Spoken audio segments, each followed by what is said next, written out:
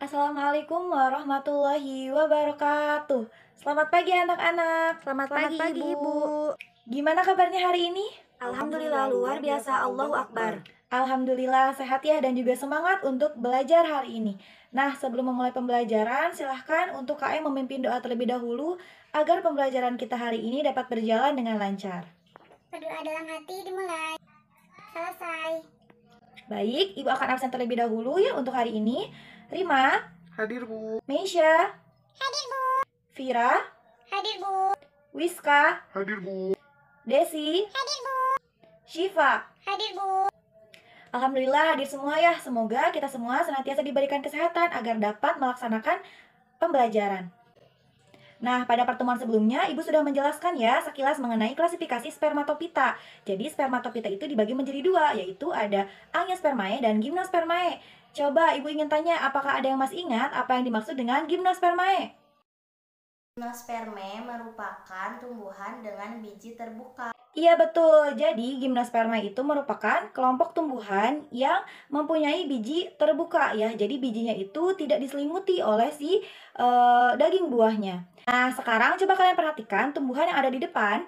Menurut kalian termasuk kelompok tumbuhan apakah itu? Angiospermae, Bu. Iya, Angiospermae. Coba Spira tolong jelaskan kenapa sih buah mangga ini disebut dengan kelompok Angiospermae? Oh, belum tahu ya? Oke, pada hari ini kita akan membahas mengenai klasifikasi Angiospermae. Sehingga kita dapat mengetahui kenapa sih buah mangga ini bisa dikatakan sebagai Angiospermae. Di sini juga sering ya makan buah ini. Bagaimana rasanya?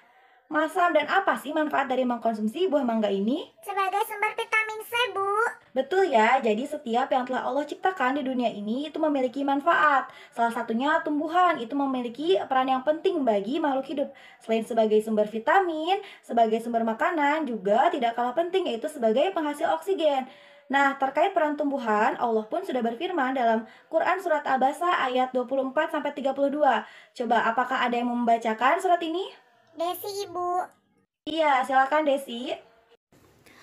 A'udzu billahi minasyaitonir rajim. Bismillahirrahmanirrahim. Falyadhuril insanu ila ta'amih. Anna sababna ma'a sabba. Thumma syaqaqna al-arda syaqqa. Fa'ambatna fiha habba. Wa inaban wa qadba. Wa zaitunan wa nakhla. Wa hada'iqa ghulba. Wa fakihatan wa abba. Mata'al lakum wa li'an'amikum. Terima kasih Desi yang sudah membacakan surat Al-Baqarah, dan di sini juga artinya sangat luar biasa. Coba apakah ada yang bisa menjelaskan makna dari ayat yang telah Desi baca tersebut? Rima, Bu. Iya, silakan Rima. Dari beberapa ayat tersebut memberikan isyarat bahwa interaksi tumbuhan dengan makhluk hidup lain seperti hewan dan manusia. Hendaklah manusia itu mencermati makanan mereka, bagaimana kami mengatur dan memudahkan mereka untuk mendapatkannya. Di bumi kami telah menumbuhkan biji-bijian, kemudian rumputan, pohon kurma, pohon zaitun, dan kebun-kebun yang memiliki pepohonan besar dan buah yang lebat. Kalian dapat memanfaatkannya bagi diri kalian sendiri dan bagi binatang ternak kalian. Baik, terima kasih ya Rima yang sudah membacakan maknanya. Jadi betul sekali ya, segala sesuatu yang telah Allah tumbuhkan di dunia ini itu dapat kita manfaatkan bagi diri kita sendiri maupun hewan-hewan ternak kita. Sehingga kita harus menjaga juga mensyukuri apa yang telah Allah berikan kepada kita. Baik, sebelum ke materi, Ibu akan membagi kelas menjadi dua kelompok terlebih dahulu untuk berdiskusi dan juga mengerjakan LKPD. Kelompok 1, Meisha, Syifa M, Wiska. Kelompok 2, Rima, Desi, dan Vira. Nah, adapun tujuan pembelajaran kita hari ini, di sini kalian harus mampu menjelaskan ciri-ciri divisi tumbuhan dan peranannya bagi kelangsungan hidup di bumi. Kemudian harus mampu menjelaskan dasar pembagian tumbuhan angiospermae menjadi dua kelas. Dan juga harus mampu menganalisis perbedaan antara monokotiledon dan dikotiledon. Nah, Ibu akan menjelaskan terlebih dahulu materinya. Silahkan untuk kalian simak baik-baik ya. Nah, adapun poin-poin yang akan Ibu bahas di sini itu ada pengertian Angiospermae, ciri-ciri Angiospermae, klasifikasi Angiospermae, dan peran tumbuhan bagi kehidupan. Nah, yang pertama pengertian dari Angiospermae. Nah, tadi sudah dijelaskan ya, Angiospermae itu termasuk ke dalam tumbuhan biji tertutup. Selain itu juga angiospermae disebut dengan tumbuhan bunga. Kenapa? Karena tumbuhan ini memiliki bunga sejati. Dan kata angiospermae itu berasal dari bahasa Yunani, yaitu angion yang berarti wadah dan sperma yang berarti biji. Jadi artinya bijinya itu ditutupi oleh wadah dan juga pembuahannya secara ganda.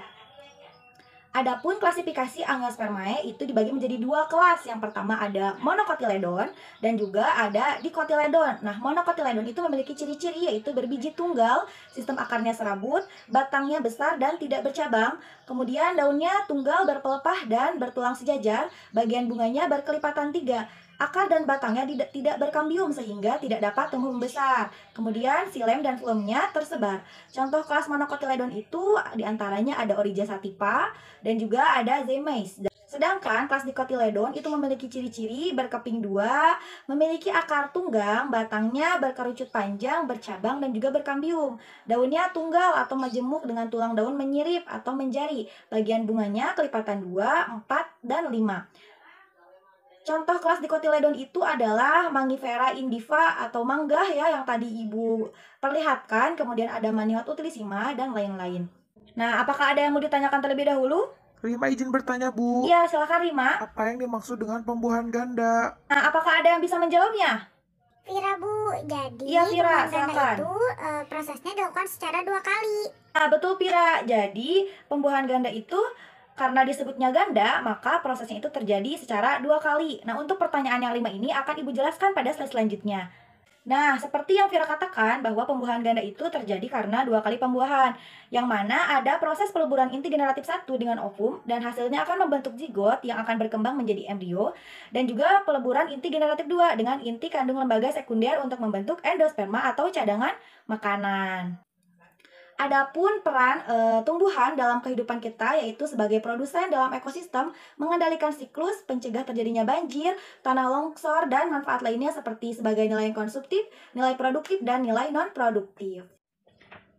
Alhamdulillah untuk materi klasifikasi angiospermae sudah disampaikan dan sekarang silakan kalian berdiskusi dengan kelompoknya masing-masing untuk mengerjakan LKPD. Diperhatikan terlebih dahulu petunjuk dalam pengerjaan LKPD-nya. Di sini ada beberapa soal yang harus kalian jawab dan jika ada yang tidak dipahami itu silakan dipertanyakan kepada Ibu. Apakah ada yang sudah selesai? Baik, silahkan kelompok 1 untuk mempresentasikan hasil dari diskusinya. Baik, terima kasih kelompok 1 yang sudah mempresentasikan hasil dari diskusi. Nah, selanjutnya yaitu ada sesi evaluasi yaitu dengan metode turnamen. Jadi, permainannya di sini kalian harus menjawab dengan cepat dan tepat. Setiap kelompok yang dapat menjawab silakan raise hand terlebih dahulu, kemudian menjawab pertanyaan yang Ibu ajukan. Dan kelompok yang memiliki poin tertinggi itu akan menjadi pemenangnya. Siap? Siap, Ibu. Pertanyaan pertama, buah yang Ibu tampilkan itu termasuk kelompok buah dikotil atau monokotil? Kelompok 1, Ibu. Jawabannya monokotil. Iya, betul. Pertanyaan selanjutnya. Sebutkan ciri-ciri umum dari klasifikasi angiospermae. Kelompok 2, Bu. Bakal biji diselubungi daun buah yang merupakan bakal buah, berupa herba, perdu, atau pohon. Mempunyai organ yang berupa bunga lengkap. Iya, betul. Nah, pertanyaan terakhir. Jelaskan peranan tumbuhan angiospermae dalam kehidupan beserta contoh tanamannya. Kelompok 2, Bu. Jadi kalau untuk karbohidrat yaitu ada padi dan juga jagung. Kalau misalnya untuk protein ada kacang hijau, dan kalau misalnya lemak ada kelapa. Baik, dari 3 soal ini kelompok 2 menjawab 2 soal dan kelompok 1 menjawab 1 soal, sehingga yang menang dalam turnamen ini adalah kelompok 2. Selamat untuk kelompok 2. Untuk materi angiospermae ini yang telah kita pelajari tadi, apakah ada yang dapat menyimpulkannya? Naisa, Ibu. Jadi kesimpulannya angiospermae itu disebut biji tertutup karena bijinya terbungkus oleh daging buah. Reproduksinya generatif mengalami dua kali pembuahan. Nah, klasifikasi angiospermae ada 2 kelas yaitu monocotyledon dan dicotyledon. Alhamdulillah materi hari ini sudah selesai dan untuk minggu selanjutnya silakan kalian pelajari terlebih dahulu materi mengenai klasifikasi hewan. Dan mari kita tutup pertemuan hari ini dengan membaca hamdalah bersama-sama. Alhamdulillahirrabbilalamin. Terima kasih. Wabillahi taufiq wal hidayah. Wassalamualaikum warahmatullahi wabarakatuh.